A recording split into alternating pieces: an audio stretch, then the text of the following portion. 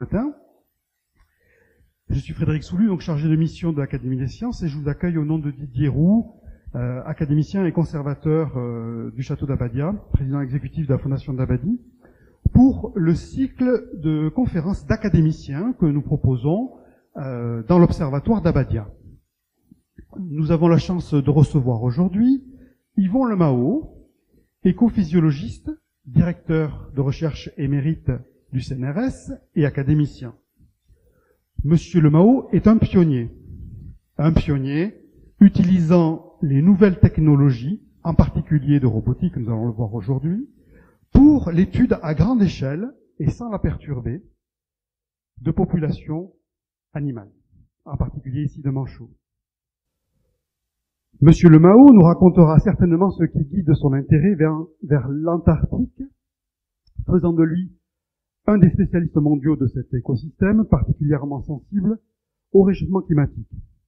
Il a exercé et exerce toujours de nombreuses fonctions d'administration de la recherche et de conseil dans les politiques scientifiques, mais aussi dans la production cinématographique, puisqu'il a participé au fameux Peuple migrateur de Jacques Perrin. Il est rentré avant-hier de Chine pour nous faire l'honneur de sa conférence à Hendaye.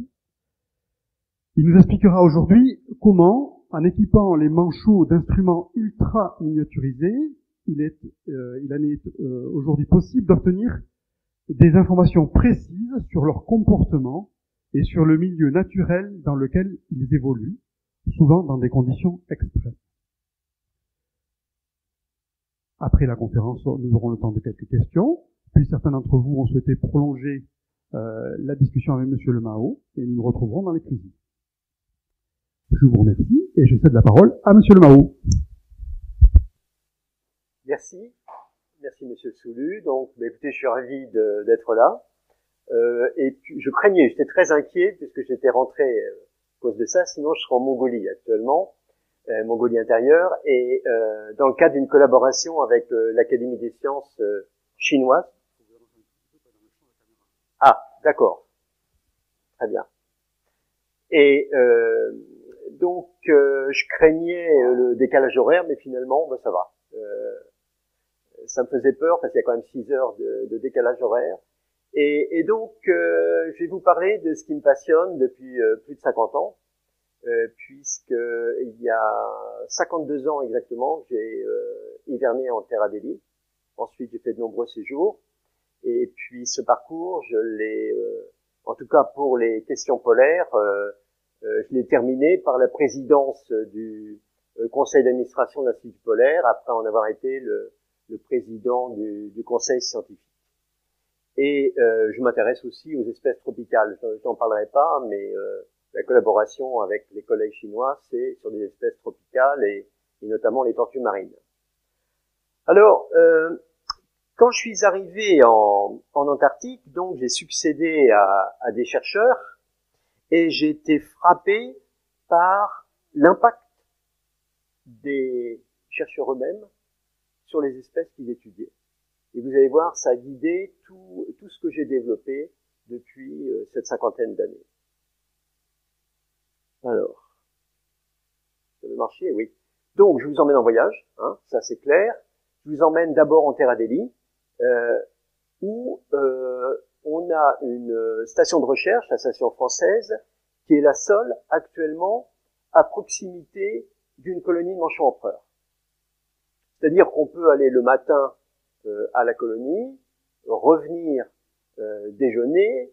C'est des conditions uniques en Antarctique et c'est pour ça que le film La Marche de l'Empereur a été tourné en Terre Adélie.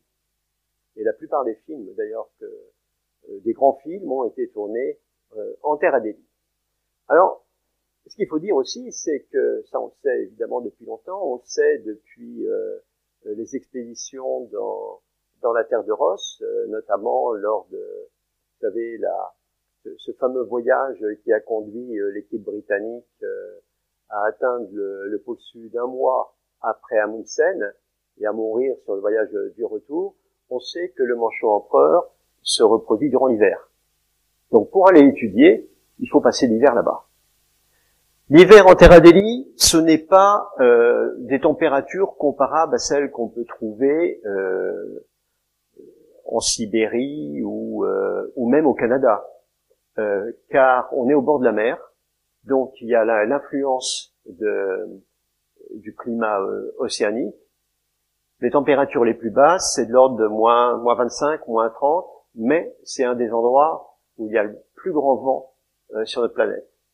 Et durant mon hivernage, par exemple, on a eu moins 20 avec plus de 300 km/h de vent. Et les 150 km/h sont fréquents. Un peu moins avec le changement climatique, mais on a quand même des vents violents. Voilà, ça c'est la scène pour aller étudier ces animaux.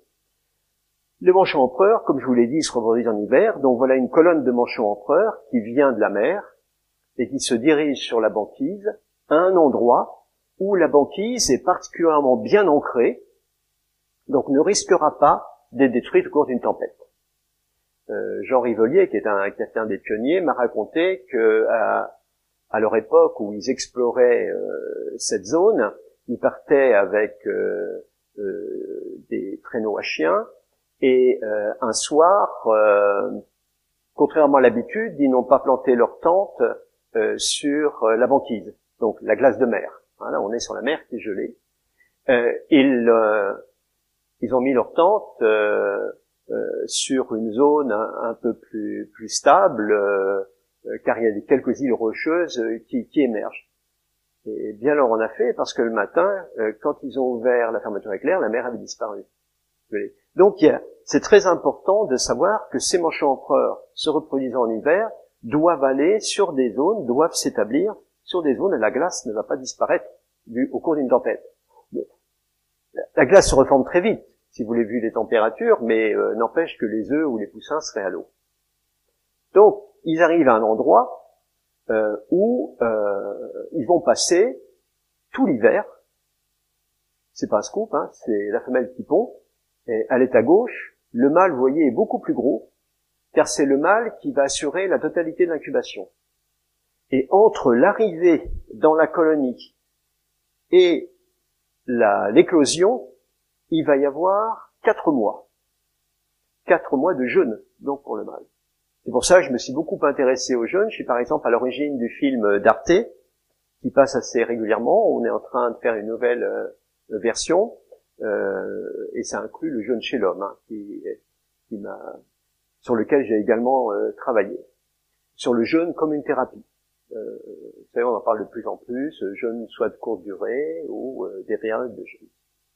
Donc ça, c'est au passage. C'est, si vous voulez, pour vous dire tout de suite, et vous le verrez dans mon exposé, j'ai une formation dans une fac de médecine, pas en tant que médecin, je suis pas médecin, mais en tant que chercheur, et donc, depuis le début, avant même d'aller en Antarctique, je suis très intéressé par les questions biomédicales. Et vous allez le voir, c'était pas prévisible, mais même en étudiant les manchots, on peut faire des découvertes biomédicales, d'intérêt biomédical majeur.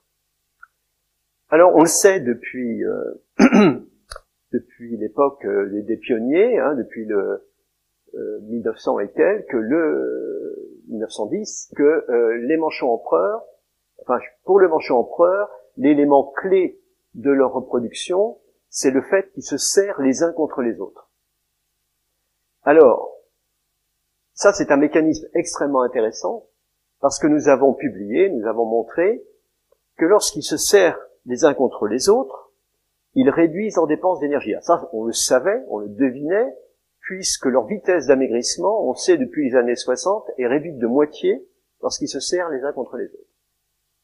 Mais l'intérêt de ce mécanisme, c'est qu'il permet une réduction de la dépense d'énergie sans baisse de la température interne, contrairement à l'hibernation. L'hibernation, vous fermez un radiateur, vous baissez la température d'un radiateur, c'est ce qui se passe au cours de l'hibernation, puisqu'une marmotte, la température interne corporelle du marmotte va descendre à 5 degrés. Et c'est comme ça qu'elle va économiser 90% de sa dépense d'énergie. Mais ces oiseaux sont en train de couver, puisque les mâles ont pris les œufs au moment où les femelles sont, après la ponte, sont parties. Couvent pas un œuf à 5 degrés. Et puis, le problème d'un animal de grande taille, c'est le problème aussi de l'ours brun, quand il est en hibernation. Une grande masse corporelle demande une grande quantité d'énergie, donc il n'est pas rentable de rentrer en hibernation au-delà d'une masse corporelle de 5 degrés. Les manchots empereurs, donc ils conservent, on sait qu'ils maintiennent leur œuf à peu près 36. Pour ça, il faut une température de 37. Eh bien, l'intérêt de se serrer les uns contre les autres, c'est que ça réduit la dépense d'énergie,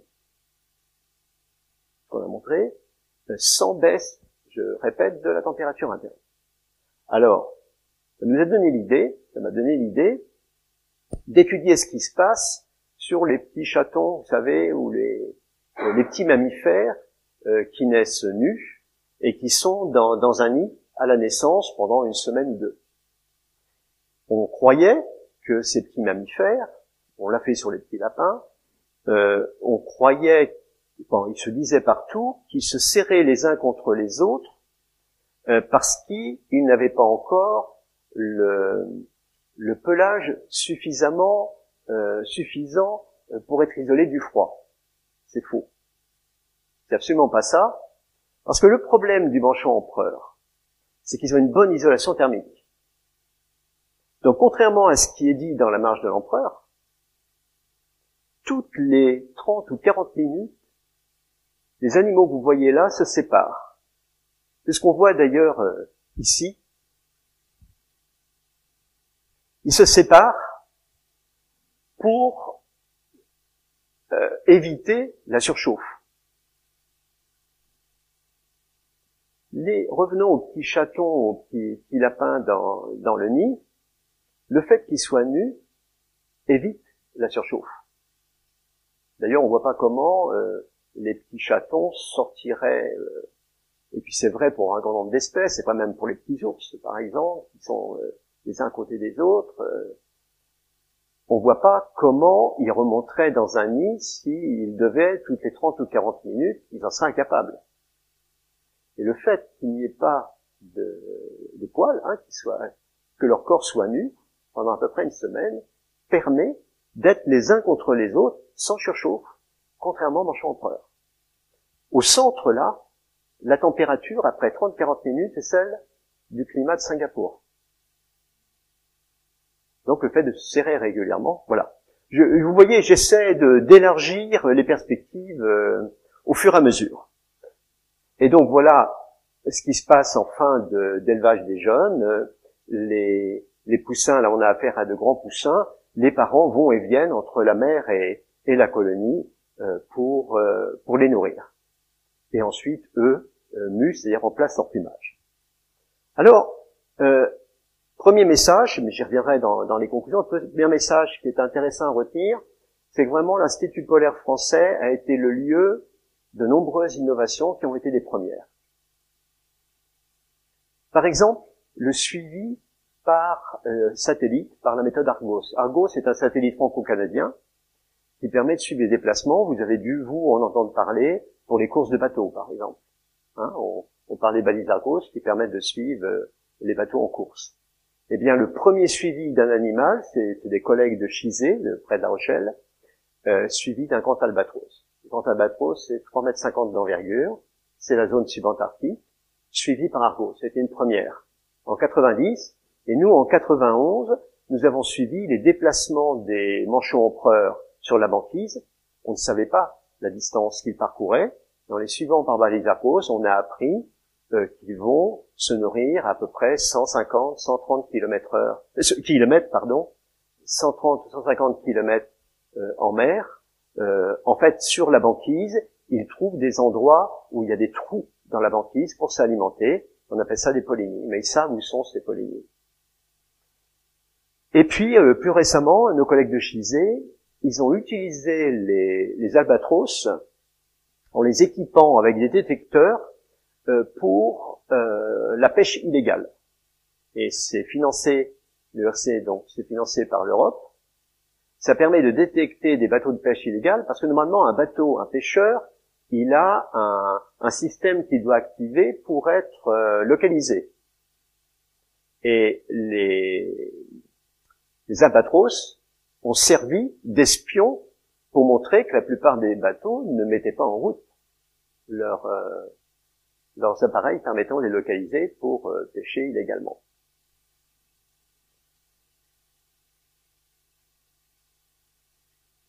Voilà. Ça ne veut pas marcher. Voilà.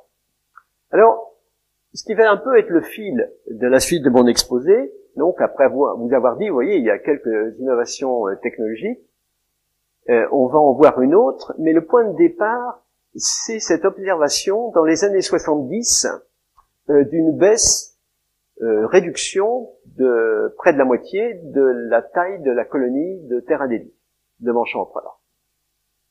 Alors nos collègues de Chizé, là, l'ont interprété comme lié au changement climatique. Je dirais que moi j'avais un petit doute, parce que quand je suis arrivé en Terre Adélie, c'était pour d'autres manchots, j'étais frappé par le fait, donc ça remonte à fin 71, et à quelques années, ça m'a pas plu de voir que dans les colonies d'études de Manchot-Adélie, et donc on pouvait penser que les conséquences étaient les mêmes pour les Manchots-Empereurs, ce qu'on appelait les colonies d'études étaient beaucoup moins abondantes en population que les autres. Ça, c'était quand même inquiétant. Ça suggérait un impact des chercheurs étudiant les animaux. Mais il a fallu de nombreuses années pour que l'on puisse avoir l'explication, tout simplement parce qu'on n'avait pas les moyens technologiques à l'époque, en 71, de suivre, de comparer des individus avec ou sans la méthode de marquage de l'époque qui était le bagage. Et pour faire cette étude, donc, je l'ai faite dans la zone subantarctique. Vous voyez, dans la zone subantarctique, c'est les îles de Crozet et Kerguelen. Là, on n'est plus au sud de la Tasmanie. Tout à l'heure, on était en Terre Adélie. C'est la sud de l'île. La Tasmanie, c'est l'île que l'on voit qui est au sud de l'Australie. Hein. Pour aller à Crozet et Kerguelen, on va soit à l'île Maurice, soit à l'île de la Réunion, et on prend le Marion Dufresne pour aller vers le sud. Alors, c'est en étudiant une autre espèce, l'espèce la plus proche d'ailleurs des Manchots-Empereurs, que j'ai pu trouver l'explication, mais de nombreuses années plus tard, grâce à un développement technologique que vous allez voir. Donc, il s'agit du manchot royal. Les colonies de manchots royaux, vous voyez que contrairement aux colonies de manchots-empereurs, elles ont un accès direct à la mer. Et ce qui fait qu'ils n'ont pas besoin, eux, d'économiser un maximum, comme font les manchots-empereurs, et ils maintiennent une distance coup de bec, coup d'aileron. Alors c'est une distance courte qui maintient le voisin à distance, qui évite les bousculades, mais si un prédateur avait l'intention de passer entre, il se ferait massacrer. Donc c'est l'intérêt de ce comportement territorial.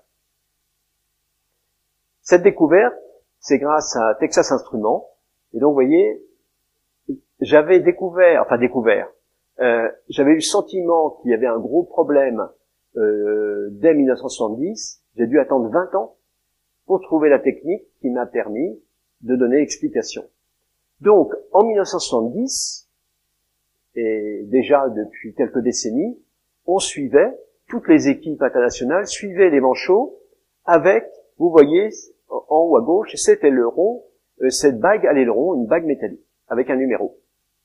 Alors ça paraissait intéressant parce que ça permettait d'éviter de capturer les animaux pour lire les bagues, ce qu'on est obligé de faire pour les oiseaux de nos régions. Sauf peut-être pour les cigognes, on arrive à lire le numéro de la bague à distance avec une paire de jumelles. Pour la plupart des oiseaux, faut les attraper dans des filets. Bon, il y a quand même une manipulation, mais on n'a pas le choix, on est bien obligé. Et l'invention qui a permis de comprendre ce qui se passait, c'est la naissance de la RFID, donc l'identification par radiofréquence. Là, vous voyez, elle est évidemment énormément agrandie, c'est une capsule en verre dans laquelle il y a une antenne et un microprocesseur, ça fait moins d'1 gramme, et on peut implanter sous la peau. À l'époque, donc ça venait d'être inventé, et on était les premiers à l'utiliser. On a même utilisé cette technologie sur les manchots royaux avant même qu'elle soit utilisée sur les chats et les chiens. Et aujourd'hui, pratiquement tous les animaux de compagnie sont suivis par RFID, avec une puce. On dit une puce, mais enfin c'est en fait une capsule de RFID, de radiofréquence. Alors quel est l'intérêt de la radiofréquence? Son intérêt, c'est que ça permet d'avoir une étiquette électronique de toute petite taille parce qu'il n'y a pas de batterie. Le gros problème quand on instrumente des animaux, par exemple pour les localiser, c'est la batterie. Le poids maximum, c'est la batterie. On ne pourrait pas implanter s'il y avait une batterie. Par contre, il y a une limitation, c'est qu'à partir du moment où cette étiquette électronique est activée par un appareil, un lecteur, en fait, on crée un champ magnétique. C'est ce que fait le vétérinaire. Il va approcher le lecteur à quelques centimètres de la peau du chien, par exemple, ou du chat, pour lire son numéro. Nous, on a un système qui est plus grand, un peu plus grand, vu la taille des animaux, qui permet de pouvoir lire à une plus grande distance, mais ça reste 50 centimètres. Ce qui n'est pas rien pour un animal dans son milieu naturel. Et je vais y revenir. Parce que c'était à l'origine d'une autre approche technologique. En tout cas, ça nous permettait de révolutionner l'étude de ces animaux. C'est ce que nous avons fait. Donc voilà un schéma. Mais il fallait trouver les moyens. Vous savez, quand on est chercheur, il suffit pas d'avoir une idée. L'Institut polaire, lui, il paie des sommes considérables pour la logistique. Il fallait que je trouve de l'argent. Et c'est la Fondation Bettencourt-Schuller, c'est-à-dire Lydiane et André Bettencourt, qui ont financé cette recherche qui nous a permis d'être les premiers à utiliser cette technique sur les animaux dans le milieu naturel. Ça permettait quoi? La distance étant très courte, il fallait que les lecteurs soient, sans perturber les animaux, les animaux dans la nature, soient à courte distance. Donc, on implantait vous voyez on appelle ça un transpondeur, puisqu'il renvoie son message d'identité individuelle. On le mettait juste au-dessus des pattes, on évite les zones musculaires, mais de manière à être très proche du sol. Et le lecteur, on a transformé ces lecteurs en antennes d'à peu près 2 mètres de dimension sur les lieux de passage de ces animaux. Et en mettant 2 antennes, on avait le sens de passage à travers la première antenne traversée. Soit l'animal sort de la colonie, soit il rentre. Et ça permettait aussi de combiner avec une autre approche qui s'appelle le biologuing. Le biologuing, c'est, vous voyez cet animal qui est parti en mer, on a mis un instrument miniaturisé, alors comme il y a une batterie, là, il est posé sur le plumage, mais cela a permis, par exemple, automatiquement de savoir quand l'animal revenait pour récupérer l'appareil, car sans la récupération de ces appareils, on ne récupère pas ces données, mais ces données, c'est absolument extraordinaire aujourd'hui, on peut, avec toutes sortes d'instruments, savoir que l'animal est parti, par exemple, on l'a suivi par satellite, il est parti à 500 km, et on sait qu'à un moment donné, il est à telle profondeur qu'il approche des poissons par en dessous. On arrive vraiment à comprendre ce qui se passe dans la nature après coup en récupérant les données. Alors qu'avons-nous appris? Alors, on l'a publié dans la grande revue Nature. Bon, d'abord, en bas à droite, vous voyez, on a toute cette zone qui n'est accessible ou dont il est possible de sortir pour les animaux que par 3 lieux de passage. Donc on a mis des antennes sur ces 3 lieux de passage. Là, on peut suivre des milliers d'individus. Et on en a maintenant à peu près au moins 15 000 qui sont suivis. Donc on peut vraiment travailler à une grande échelle sans les perturber, puisque c'est quelque chose qui les enregistre en passage jour et nuit, quelles que soient les conditions climatiques. Et les conditions climatiques de crozet ou ou de Kerguelen, c'est beaucoup de vent, beaucoup de pluie. C'est ça, empire. Alors, vous imaginez bien facilement ce que nous avons fait. Nous avons comparé des individus qui étaient tous avec la puce électronique, avec l'étiquette électronique sous la peau, dont la moitié d'entre eux avaient une bague et l'autre moitié n'en avait pas. On a limité l'étude parce que comme on se doutait déjà de l'effet des bagues, on a limité au minimum qui nous permettrait d'avoir une information à signification statistique. Et donc nous avons appris que la RFID, donc cette technique, permet d'éviter une diminution de 41% du succès reproducteur et de 16% de la survie sur 10 ans. Donc là, on avait l'explication de la baisse de la colonie de Terra Deli, puisque au début des années 70, elle a été l'objet d'un bagage massif. Vous voyez qu'en étudiant une espèce d'ensemble naturel, on croit bien faire. Alors, je me suis fait un certain nombre d'ennemis, notamment, je pense à une femme, une américaine, qui a à peu près mon âge, donc elle a passé plus de 50 ans à baguer des manchots en Argentine, en pensant que c'était pour les sauver. Et c'est la seule colonie d'ailleurs de cette espèce qui est en voie de diminution. Donc vous voyez, on croit parfois bien faire, et pour elle c'est extrêmement douloureux, quoi. Elle a du mal à le reconnaître, tellement c'est peu acceptable pour elle. Et puis vous voyez, le bagage, parce qu'en général on bague au stade du poussin, ça diminue la survie du poussin à 3 ans de 50%. C'est un effet considérable. Et aujourd'hui, pratiquement tout le monde, sauf elle, a abandonné le bagage parce qu'elle ne peut pas le reconnaître. Alors il y a eu par exemple une émission de CNN là-dessus, 10 minutes sur CNN sur nos travaux. Elle a malheureusement eu le mot de la conclusion en tant qu'américaine. Elle a dit, oh, mais ces petits Frenchies, ils savent pas baguer correctement. C'est ça, mais bon. Tous ces élèves ont abandonné le bagage. Alors, donc, ça donne l'explication, c'est pour ça que j'ai remis cette photo, mais c'était pas une preuve directe quand même. Ça donne une interprétation, une explication, mais on n'avait pas la preuve. Il se trouve que d'après ces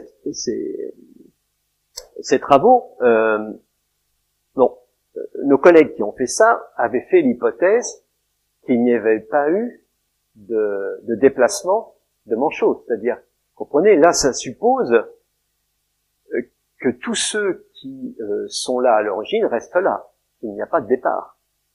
Et cette hypothèse, nous avons montré qu'elle est fausse.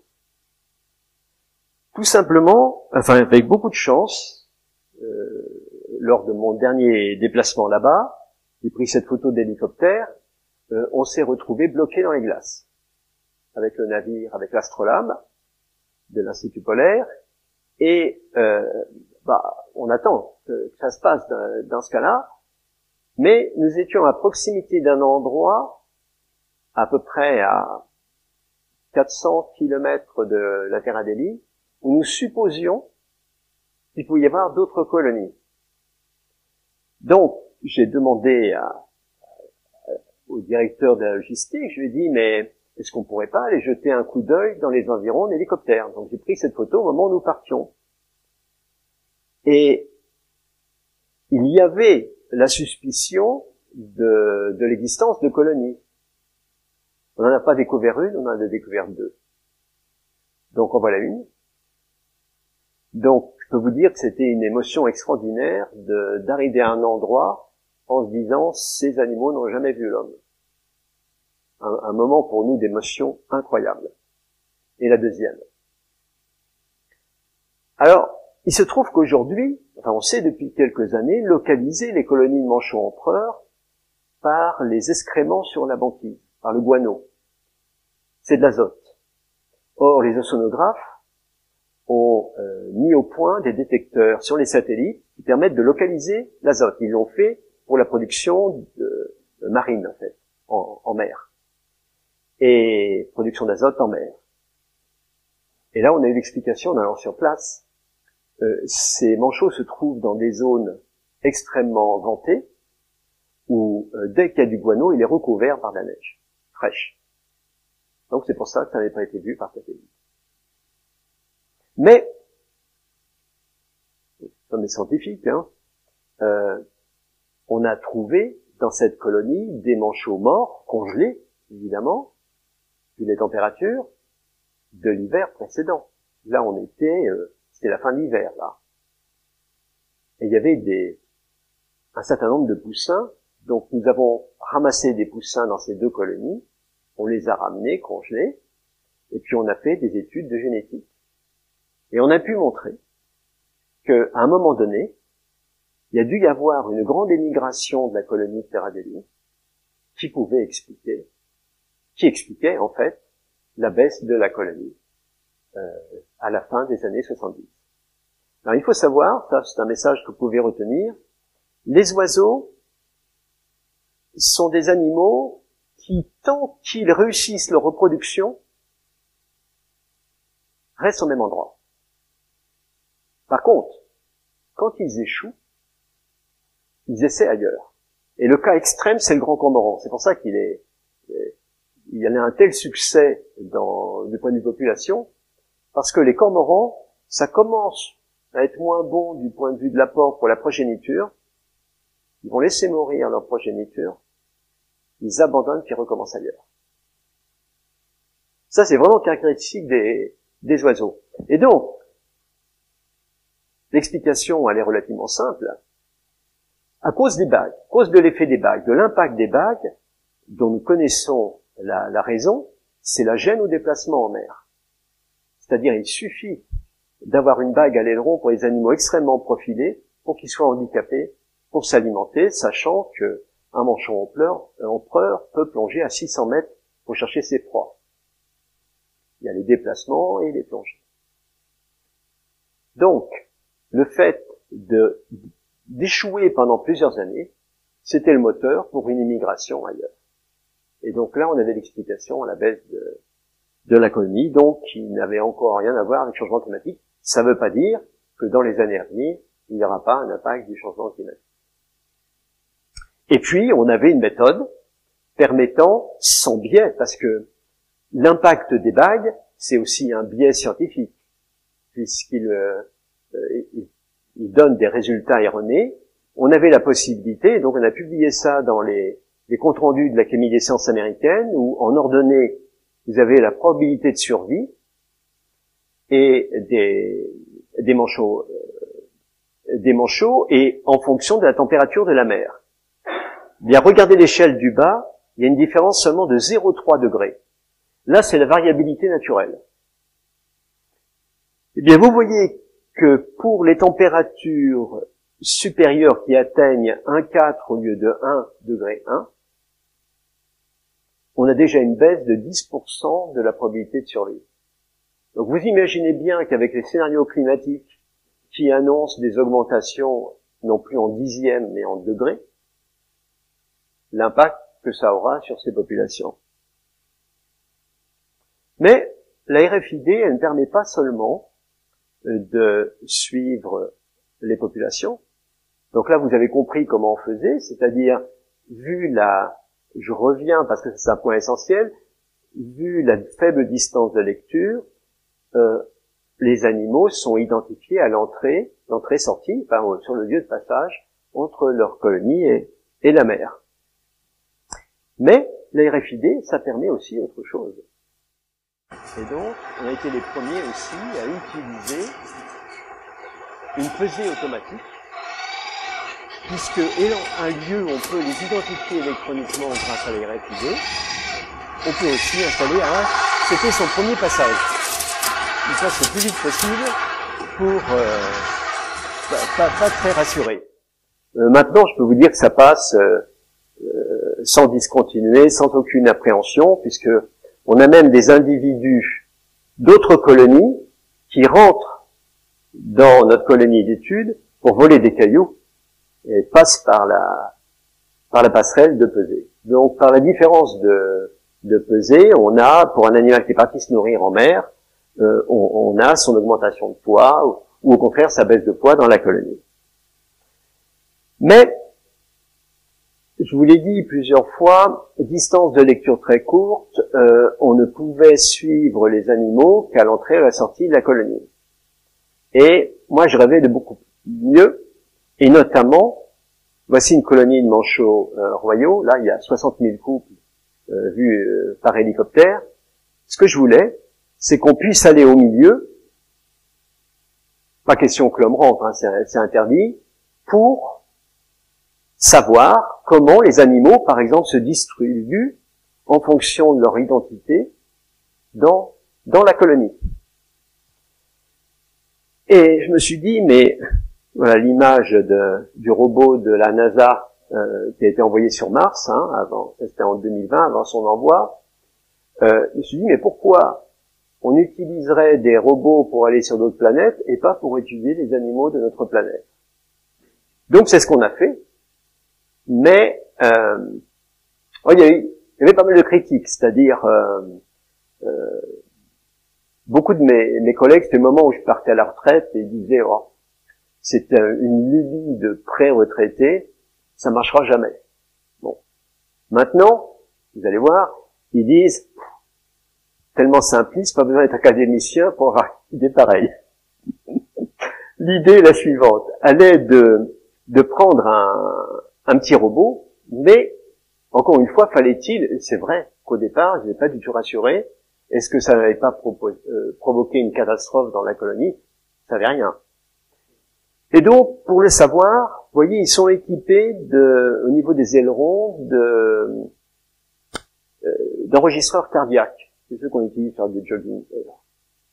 Et la fréquence cardiaque, c'est le meilleur indicateur d'un stress. Surtout quand l'animal est immobile. Évidemment, quand il bouge, il y a le fait qu'il ait une activité locomotrice qui va provoquer une augmentation de fréquence cardiaque, mais quand il est immobile comme ça dans la colonie, c'est un très très bon indicateur. Et donc ce qu'on a fait, c'est une étude où on a montré, en haut, la courbe du haut, c'est l'augmentation de la fréquence cardiaque provoquée par la présence humaine, et en dessous, par un robot. Dès que le robot, et cette augmentation de la fréquence cardiaque, nous avons montré qu'elle est identique à celle provoquée par le passage d'un autre manchot à proximité du couveur. C'est-à-dire qu'il réagit de la même manière, en donnant des coups de bec, des coups d'aileron, mais son stress, il est comparable à ce qui se passe dans cette situation.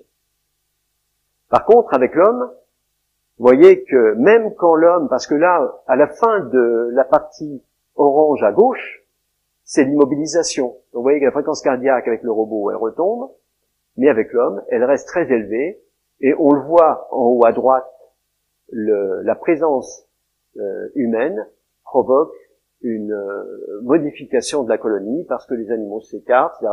Ce qui n'est absolument pas le cas avec un robot, puisque dès qu'il s'immobilise, il l'oublie. Donc ça veut dire qu'en ayant un robot, on ne dérange pas plus qu'un autre manchot, et qu'on peut récupérer des données pour aller plus loin du point de vue scientifique.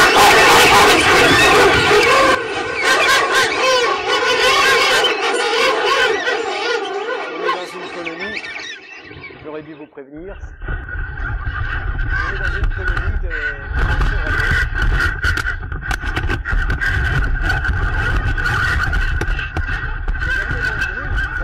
C'est une colonie de 50 000 individus.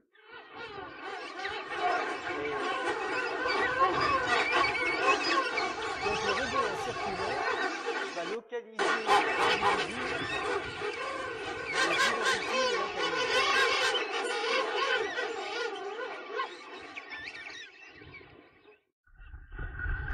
Avec une caméra sur le robot,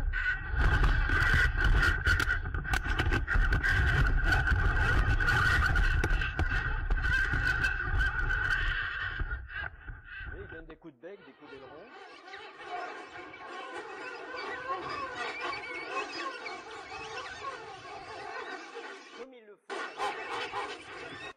Comme ils le font avec un autre manchot passant dans la colonie. même comportement, même stress cardiaque, mais ça permet, en faisant circuler le robot qui va les identifier par RFID et les localiser, de savoir comment ils se distribuent dans la colonie. Alors on a voulu faire la même chose pour le manchot empereur. Mais le manchot empereur, je vous ai dit tout à l'heure, ils sont serrés les uns contre les autres, et du coup on peut pas faire rentrer un manchot l'eau, sauf lorsqu'il se sépare, parce qu'il fait trop chaud. Et toutes les 30-40 minutes, on peut circuler à l'intérieur, parce qu'ils sont complètement séparés.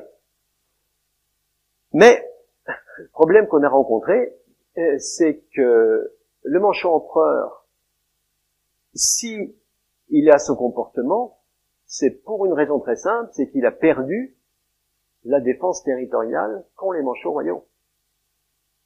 Parce que si les individus défendaient un territoire, ils ne pourraient pas se serrer les uns contre les autres.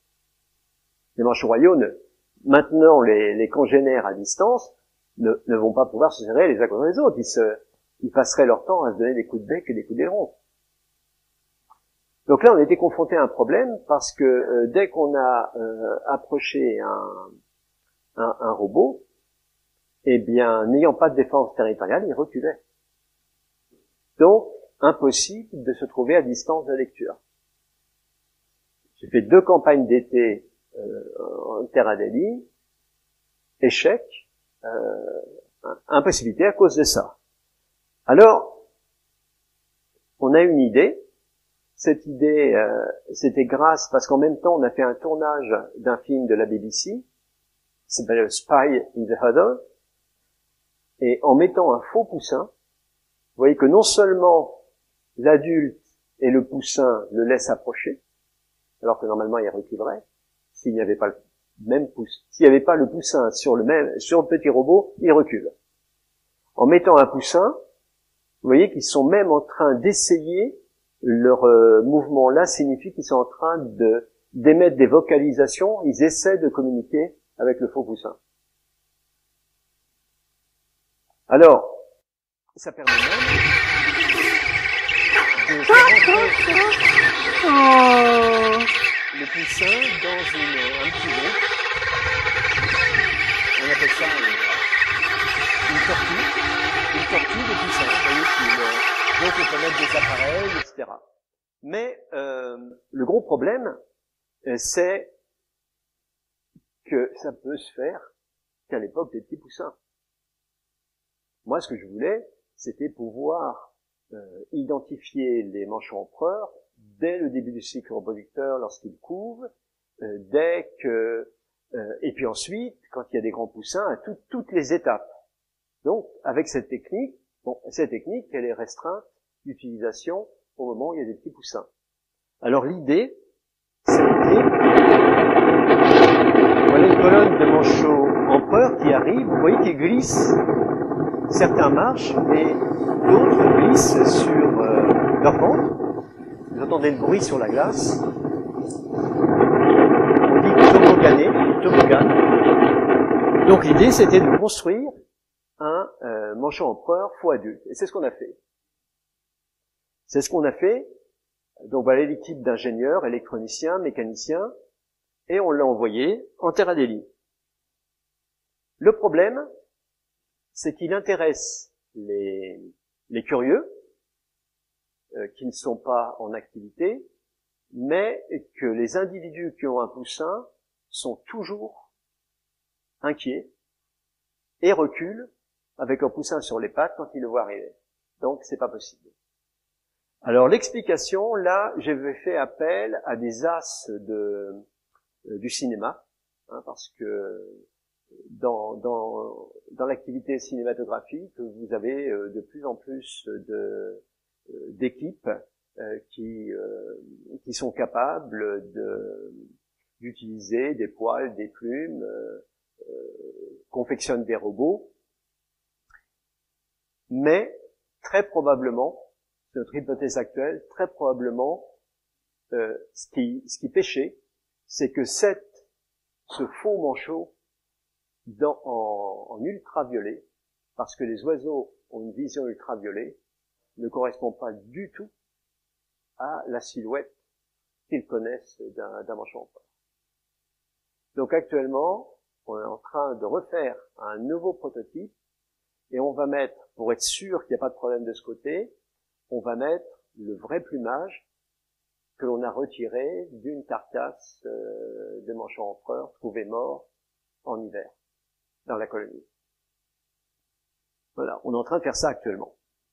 Et parallèlement, on travaille à essayer de comprendre quels sont ces signaux qui font que le robot est perçu comme présentant ou non un danger. Et ça, on le fait au parc zoologique de Paris. Donc si vous allez au parc zoologique de Paris, vous pouvez voir, on a toute une installation et on est sur les manchots de Humboldt, ce sont des manchots de Humboldt.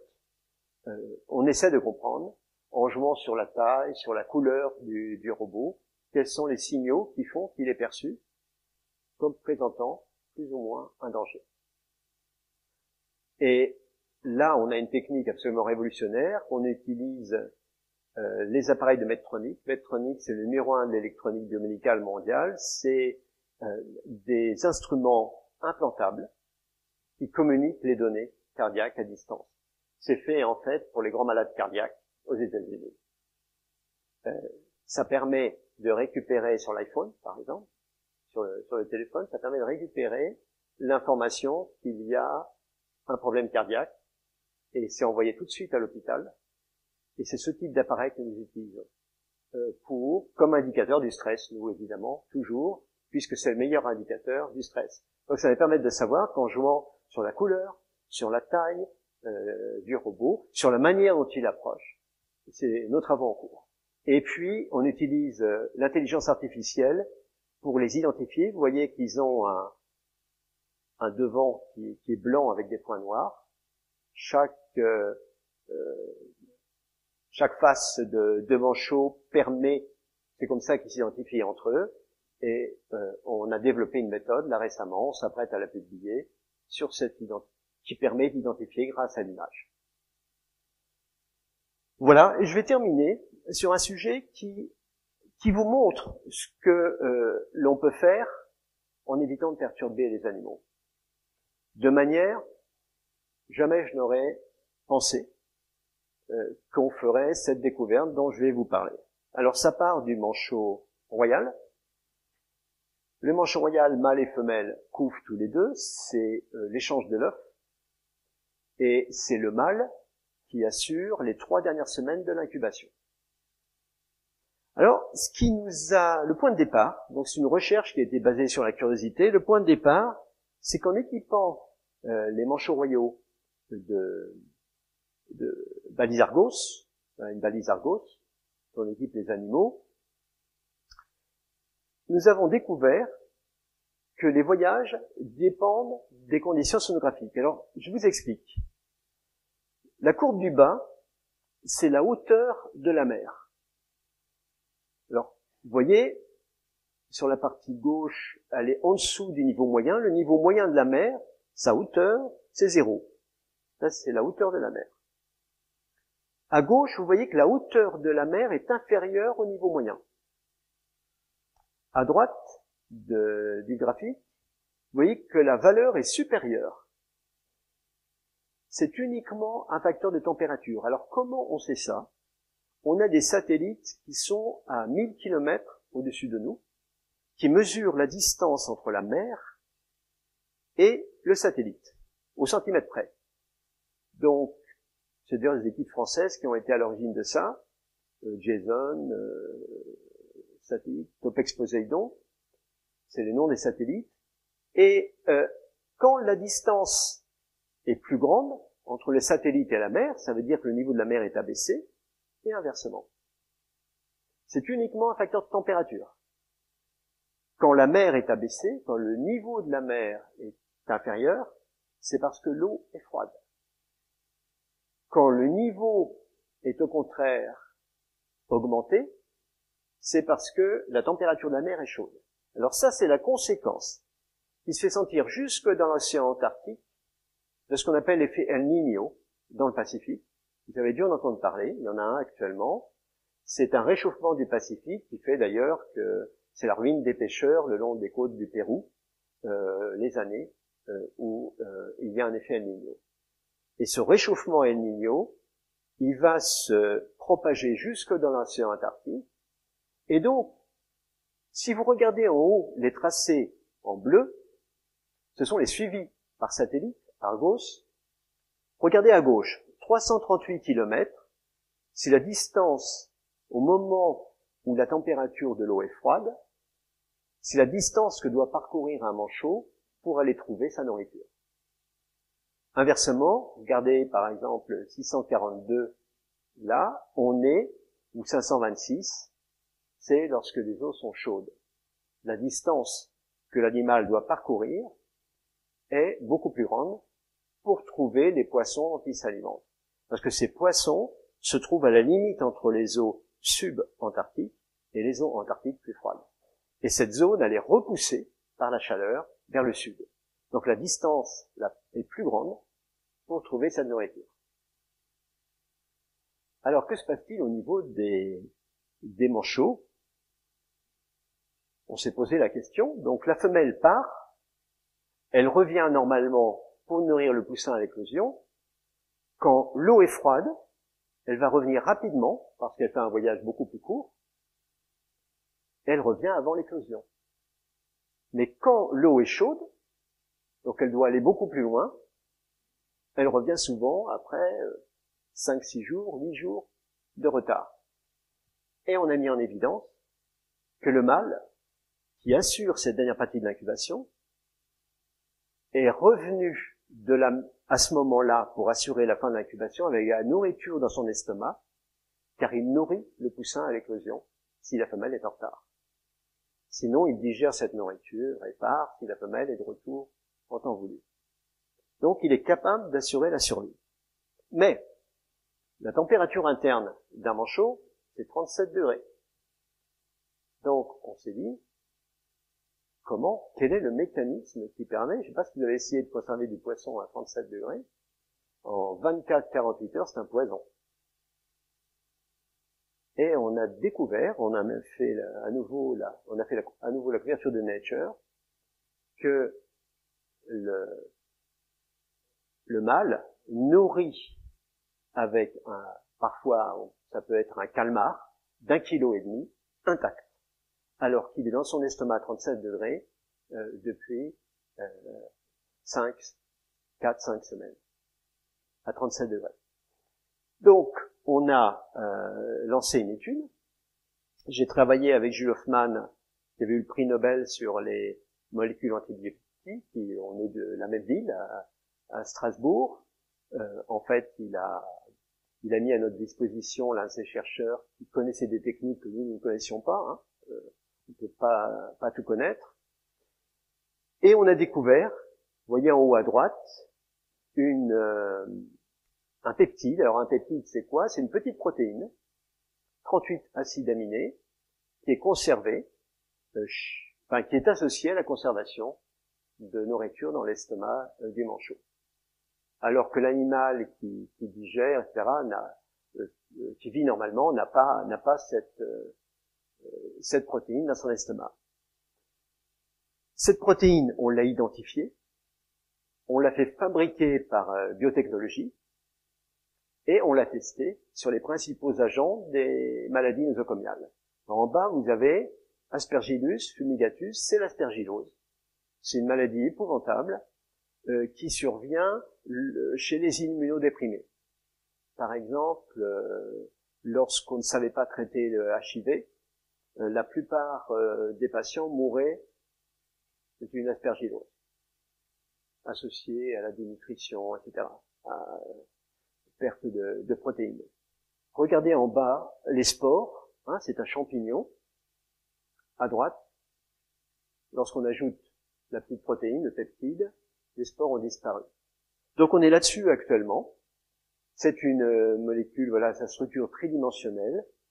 Et ce qu'on fait, vous voyez par exemple là, il y a 17, ce sont les 17 principaux problèmes liés aux maladies nosocomiales, dont le staphylocoque, bien sûr, Staphylococcus aureus, et notre molécule étant efficace là-dessus, on essaie de comprendre pourquoi. Voilà ce que je voulais vous dire aujourd'hui. En conclusion, vous l'avez vu, les recherches polaires sur la biodiversité, c'est une source d'innovation qui constitue autant de premières. L'Institut polaire vraiment a été à l'origine de première balise Argos, premier RFID, première fois robotique sur des animaux.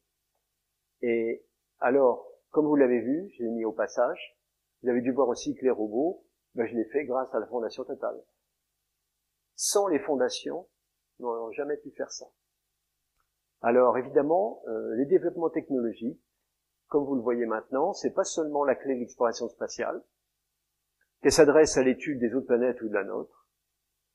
Ces développements, ils permettent aussi de développer nos connaissances sur les animaux, évoluant dans leur milieu naturel, en réduisant la perturbation humaine, et c'est d'autant plus important à une période où les deux plus grands enjeux sont la perte de biodiversité et le changement climatique. Je vous remercie.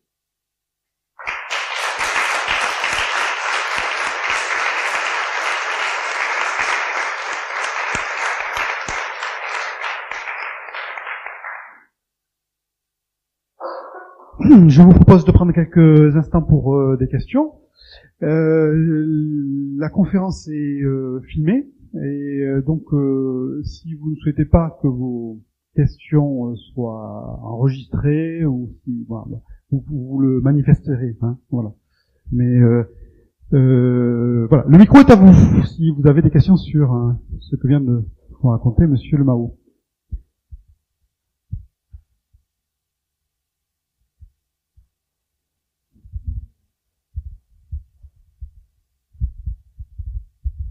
Merci de cette belle conférence qui, en même temps, montre qu'à partir de données qui sont très très loin de l'homme, on arrive à trouver peut-être les futurs antibiotiques, c'est très important.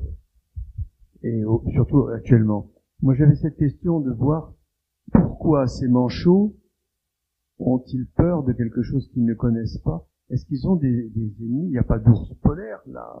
Qu'est-ce qui peut les détruire? Qu'est-ce qui peut les attaquer? Alors ils ont des prédateurs. Ils ont des prédateurs, par exemple le léopard de mer. Et le léopard de mer, et ça m'est arrivé une fois d'être attaqué par un léopard de mer, mais bon, il a été aussi surpris que moi. Il pensait que c'était un manchot. On avait fait un trou dans la banquise pour pêcher, et puis on venait récupérer la nasse. Et au moment, on était deux, et je me suis approché le premier du trou dans la banquise, et cet animal qui fait 400 kilos est sorti, il a la gueule ouverte, mais il était tellement surpris qu'il a replongé aussitôt. Mais j'ai la peur de ma vie. Donc non, ils ont des... C'est pour ça que dans nos travaux, on trouve par exemple que le noir leur fait davantage peur. Mais c'est pour ça que l'intérêt d'utiliser un robot, c'est qu'on s'affranchit de l'homme. Et je ne sais pas si vous avez retenu, pour les plus anciens ici, le nom de Konrad Lorenz. Konrad Lorenz qui a eu le prix Nobel, il avait, avec Tinbergen, Klaus Tinbergen, il avait fait quelque chose d'intéressant. Ils avaient une silhouette, ils avaient construit une silhouette, et selon le sens de passage de cette silhouette, ça semble être soit une oie, soit un faucon. C'est-à-dire dans le cas où, dans un sens, le corps est très allongé, et c'est comme un cou tendu, et dans l'autre, comme un faucon, les ailes près de l'extrémité, vous voyez. Et ils avaient déjà montré que, et on suit leurs travaux finalement, ils avaient déjà montré que lors d'une silhouette qui semble être un faucon, pourtant le même objet, les petits oiseaux dans un nid ne bougent pas, alors qu'ils continuent à piailler lorsque c'est une oie. Donc il y a des éléments innés qui font, et nos travaux suggèrent maintenant que le noir en fait partie, mais aussi la manière dont l'intrus approche. Et l'intérêt d'utiliser un robot, c'est qu'on s'affranchit de la présence humaine, ce que Konrad Lorenz et Tinbergen ne pouvaient pas faire. Ils étaient là, et donc ça biaisait un peu les résultats.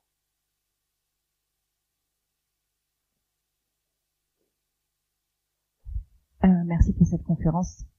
J'ai une question sur plus de marketing. Comment est-ce qu'on fait pour aller demander des fonds à la Fondation Bettencourt dans un sujet pour équiper et pour développer la technologie que vous avez mise en place, alors qu'ils sont tellement loin? Quels ont été les éléments qui vous fait levier? Alors là, c'est un concours de circonstances tout à fait particulier. Tout à fait particulier parce que ces fonds qui m'ont été attribués par la Fondation Bettencourt n'en ont jamais donné d'autres dans des domaines autres que le biomédical. C'est tout simplement parce que j'ai fait connaissance des Bettencourt dans la mesure où lui était le député de mon village en Normandie. C'est ça, c'est un concours des circonstances assez exceptionnel. Et quand j'ai été élu à l'Académie des sciences, on m'a demandé d'intervenir lors de la rentrée solennelle des 5 académies. Et le premier à me féliciter du topo que je venais de faire, qui était basé sur la curiosité. Vous voyez, le thème c'est la curiosité. Ce monsieur est venu me féliciter sans savoir que gamin, j'avais assisté à une conférence qu'il avait faite au retour de Chine, puisqu'il était le premier haut fonctionnaire français, avec son épouse d'ailleurs, à aller en Chine lorsque le général de Gaulle, il y a 60 ans, a reconnu la Chine. Et donc, ça serait resté là, il me félicite, et puis le lendemain, alors là, de manière tout à fait inattendue, je reçois un courrier de lui, disant j'insiste, ça m'a emballé, c'était super, pour te plaisir hein, quand même. Et à ce moment-là, je lui réponds en disant, mais vous savez, j'étais gamin, j'ai assisté à l'une de vos conférences, alors j'étais député du Pays de Caux, en Normandie, et donc il m'a invité avec mon épouse, et puis à la suite de ça, je les ai vus régulièrement, et il m'a dit, vous devriez déposer un dossier, on va le faire évaluer par le comité scientifique de la Fondation Bettencourt. Et c'est comme ça que, grâce au soutien de la Fondation Bettencourt, on était les premiers à utiliser les RFID. Mais c'est un facteur tout à fait circonstanciel.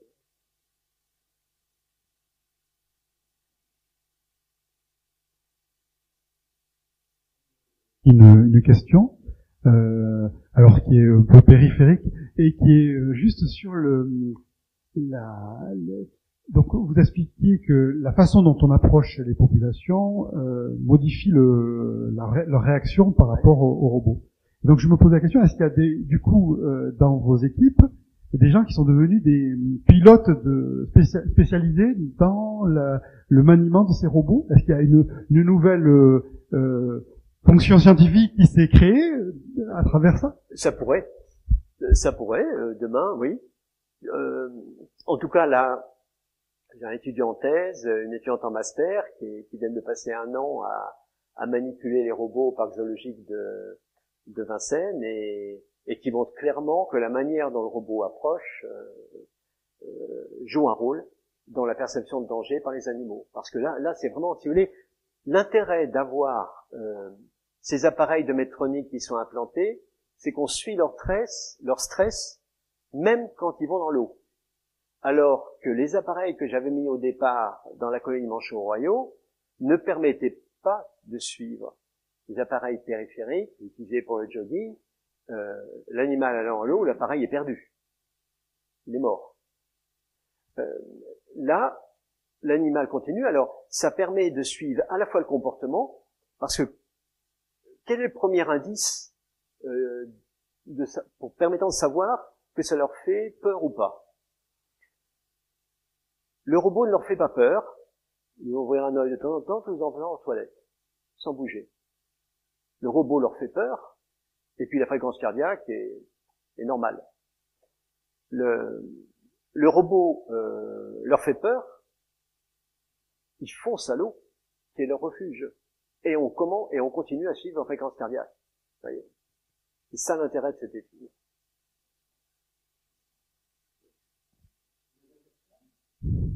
Avant.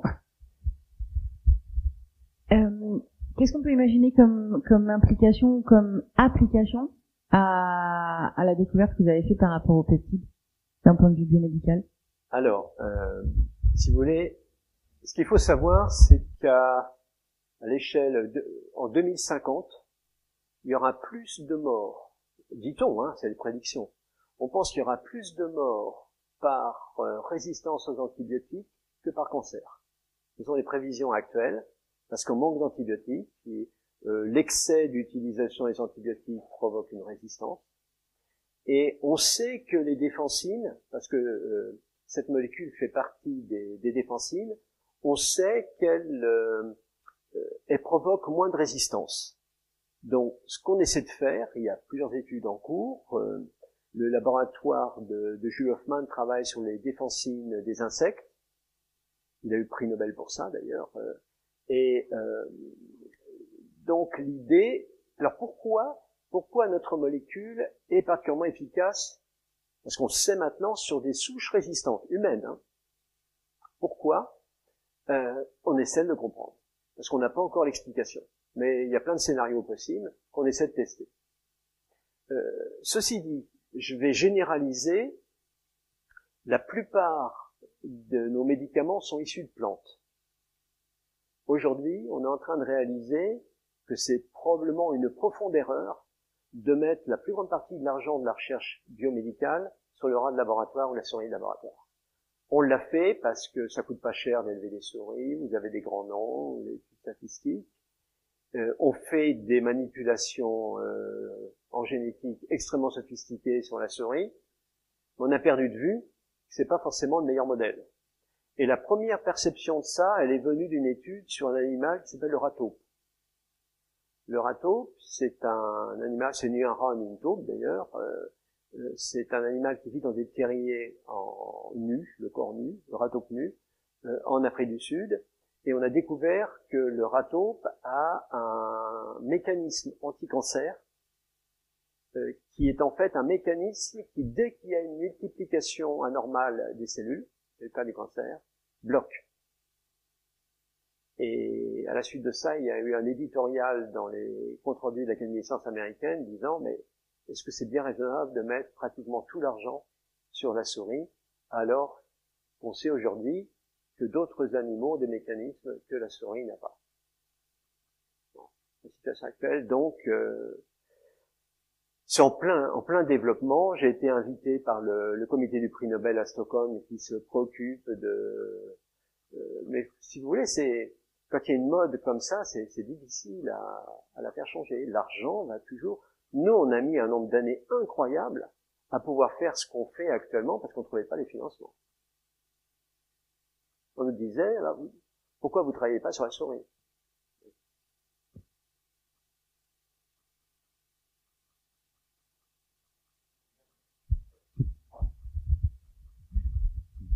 Bonjour et merci pour votre intervention. J'avais une question un petit peu simple à poser.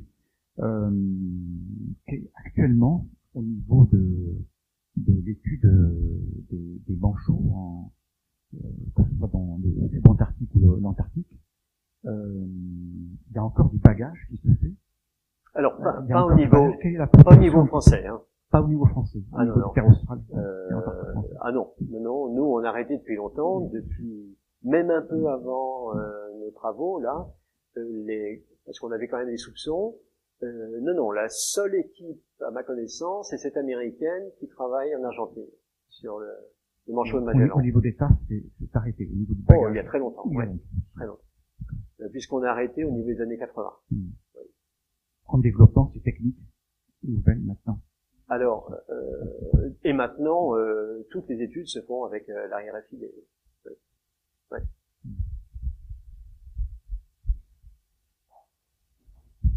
Bien, merci à nouveau Yvan Lemao pour vous être prêté à ce jeu de la conférence à Abadia.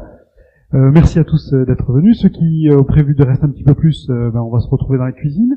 Les autres, merci. Et puis, on se retrouvera, si vous le souhaitez, pour une nouvelle conférence le 12 octobre, le samedi 12 octobre. Ce sera la semaine de la science d'ailleurs. Et ce sera une académicienne qui nous viendra à Abadia. C'est Annie Cazenave qui nous parlera de l'observation de la Terre depuis l'espace. On n'est pas très loin des thèmes que vous avez explorés aujourd'hui. Merci et donc bonne journée.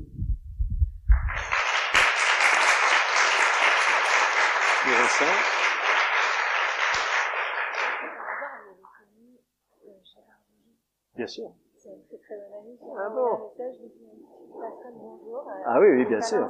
Mais voilà, Bien sûr. Ah oui, bien sûr. Vous êtes allés sur le terrain ensemble? Pardon? Vous étudiez en Antarctique ensemble? Alors ensemble, je suis pas sûr, mais lui, il était directeur de l'Institut polaire.